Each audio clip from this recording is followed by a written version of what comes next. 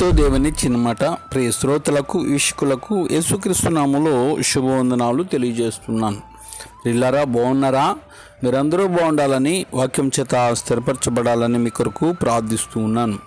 ఈరోజు దేవుని వాక్యం కీర్తనల గ్రంథము 23వ అధ్యాయం 1-2 చరణాలు.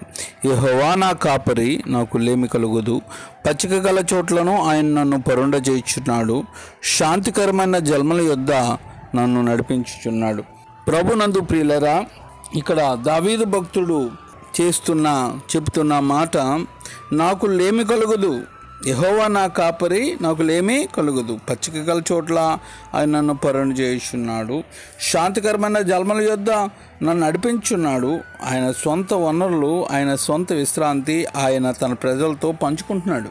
వారికి చింతపడవలసిన అవసరం లేదు. సమస్తము ఆయనే, ఆ ప్రభువే చూసుకుంటాడు. అది లోకములో ఇవ్వలేదు, లోకం తీసుకోలేదు. అంత గొప్ప శాంతి సమాధానం దేవుడిస్తాడు. ఒకసారి ఎవరో నా స్నేహితుడితో ఇలా అన్నారట, సాతాను దగ్గర ఉన్నవాళ్ళు ఎవరు సంతోషంగా ఉండరు. అది నిజమో కాదో తెలుసుకుందామని నా స్నేహితుడు ఒక వారం రోజుల పాటు కనిపించిన వారిని అందరినీ, మీరు సంతోషంగా ఉన్నారండి అని అడిగేవాడట. ఎవరు అవును అని చెప్పలేదు. ఒక వృద్ధుడు ఒక పెట్టి మోసుకుంటూ కొండ ఎక్కడానికి ప్రయాసపడుతుంటే వెళ్ళి సహాయం చేసి, మీరు సంతోషంగా ఉన్నారా అని అడిగాడు. ఆ ప్రశ్న వేసినందుకు ఆ వృద్ధుడు నా స్నేహితుడిని ఎన్నో తిట్టాడు. వారం రోజుల్లో సంతోషంగా ఉన్న ఒకే ఒక వృద్ధుని కలుసుకున్నాడు. అతడు క్రైస్తవుడు. మన ప్రభువు అపరిమితమైన తన వనరులను మన కోసం ఇచ్చాడు. తన అంతులేని విశ్రాంతిని మనకు దయచేశాడు. ఆయన గొర్రెలకు మంచి కాపరి.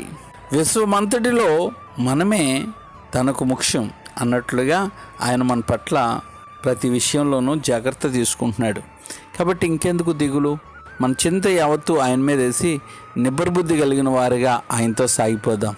ఏ గాడ్ బ్లెస్ యు. దేవుడు నిన్ను, నీ కుటుంబాన్ని సమృద్ధిగా దీవించునుగాక. ఆమెన్.